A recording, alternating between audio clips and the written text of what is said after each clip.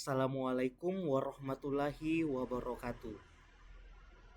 Pada kesempatan kali ini kita akan mempelajari mengenai materi matematika kelas 5 bab 9 tentang bilangan caca sampai 1 juta rupiah.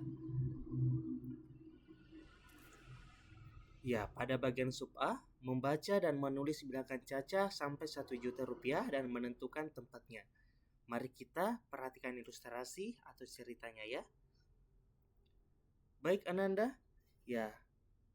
Di sini ada gambar penjual teh poci ya. Ya, siapa yang sering minum nih es teh ya? Enak sekali ya. Ya, jadi di sini ada sebuah cerita. Seorang pengusaha es teh memperoleh keuntungan setiap harinya sebesar, ya inilah keuntungannya ya.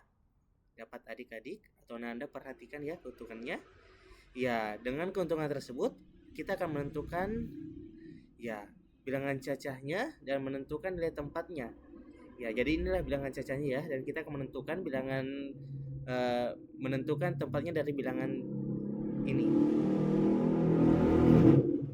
Baik, jadi inilah tadi keuntungannya. Ya, kita akan posisikan masing-masing angka ya berdasarkan nilai tempatnya. Sengaja saya memberikan warna yang berbeda agar memudahkan kita mengenali nilai tempatnya. Ya, kita mulai dari satuan ya. Ya, adik-adik atau Ananda pasti sudah mempelajari di fase atau kelas sebelumnya tentang nilai tempat. Ya, kita mulai dari satuan dulu. Ya, satuannya adalah 6. Ya. Kemudian puluhan, ya ada 4. Kemudian ratusan ada 9.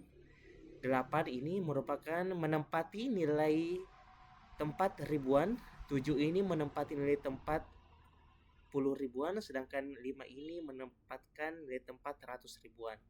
Sehingga cara membacanya, ya dengan membacanya kita lihat, kita mulai dari tempat tertinggi ya. Ya, 578.946. Ya, itu adalah nilai. Kemudian kita ke bagian B, mengurutkan dan membandingkan bilangan sampai 1 juta rupiah.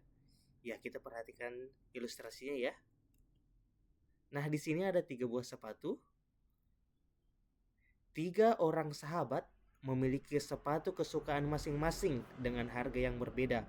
Harga sepatu Komang adalah ya 342.231 dan harga sepatu Lukas adalah ya 432.543 rupiah. Serta harga sepatu Nisa adalah 232.231 rupiah. Ya, kita akan membandingkan ya.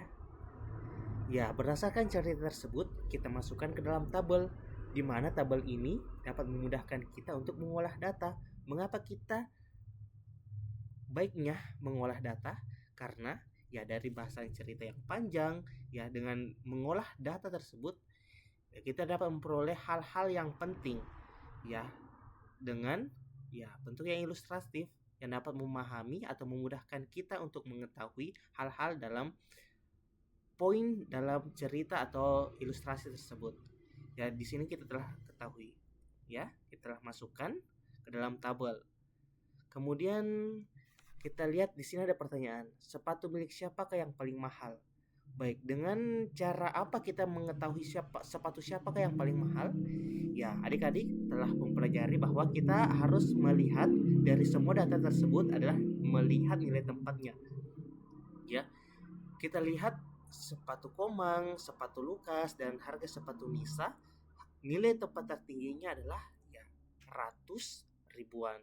Kita lihat sepatu Komang nilai tertinggi di ratus ribuannya adalah 3, sedangkan Lukas adalah 4 dan Nisa adalah 2. Jadi sepatu yang paling mahal adalah dengan yang menempati nilai tempat ratus ribuan tertinggi, yakni 4 milik Lukas. Oke, jadi sepatu siapa yang paling mahal adalah sepatu Lukas. Kemudian pertanyaan kedua, kita lihat. Urutkan sepatu dari yang termahal sampai yang termurah. Oke. Dengan mengetahui tadi ya nilai tempatnya, kita lihat bahwa ya sepatu Lukas nilai tempatnya 4, Komang adalah 3, dan sepatu Nisa adalah nilai tempat ratus ribuannya adalah 2. Ya, jadi dapat memudahkan kita dapat memilihnya. Nilai yang paling tertinggi adalah 4 sepatu Lukas, dan 3 sepatu Komang. Selanjutnya adalah 2 sepatu Nisa. Jadi urutannya dari yang termahal sampai yang termurah adalah ya sepatu Lukas, sepatu Komang, kemudian sepatu Nisa. Ya, kita lanjut ke subbab bagian C, komposisi dan dekomposisi bilangan sampai 1 juta rupiah. Ya, kita lihat ilustrasi atau bacaannya ya. Ya, uang Yosef. Ya, di sini ada Yosef ya, yang memiliki uang. Yosef mempunyai 5 lembar uang 100 ribuan, 4 lembar uang 20 ribuan, 3 lembar uang 10 ribuan, dan 1 lembar 5 ribuan, dan 4 lembar 2 ribuan. Ya, kita lihat ya. Ya, kita masukkan atau kita olah ke dalam bentuk tabel agar memudahkan kita. Jadi 100 ribuannya ada 5 karena ada 5 lembar. Kemudian 10 ribuannya, mengapa kakak tulis di sini 4 kali 2? Ya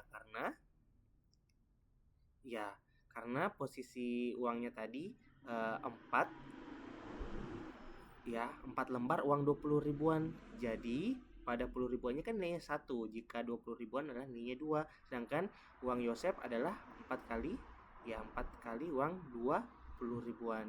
Kemudian ribuannya ada 1 lembar uang 5.000, kemudian ada 4 lembar uang 2.000. Kemudian kita anggap ratusan, puluhan, dan satuan karena tadi tidak ada, jadi nilainya adalah tetap 0 ya. Baik, kita tentukan komposisinya. Ya, jadi dengan ratus ribuannya nilainya 5, maka nilai komposisinya dari 500 ribuan ini adalah 5 adalah 500.000. Kemudian 10 ribuan, ya 4 kali 2 8, karena posisinya di 10 ribuan maka nilainya menjadi 80.000. Kemudian ribuan, 5 kali 1 ditambah 4 kali 2 hasilnya adalah 13, karena posisinya di ribuan maka nilainya 13.000. Kemudian ratusan, puluhan, dan satuan adalah kita asumsikan 0 ya, karena memang tidak disebutkan dalam cerita atau ilustrasi tadi. Sehingga total jumlah uang Asep yakni 593.000. Oke, Masya Allah. Ya, jadi itulah tadi materi kita tentang bab 9. Kakak harap adik-adik atau anda setelah menonton video ini tetap mencari sumber belajar yang lain, baik melalui buku maupun video yang ada di internet. Ya, semoga kita dapat memahami materi tadi dan menambah pengetahuan serta mempererat pemahaman kita tentang materi bilangan cacah tadi. Adapun jika adik-adik ada yang ingin ditanyakan, bisa bertulis di kolom komentar. Jika kakak lihat, bisa kita diskusikan di sana. Baik, assalamualaikum warahmatullahi wabarakatuh. Sampai berjumpa di lain kesempatan.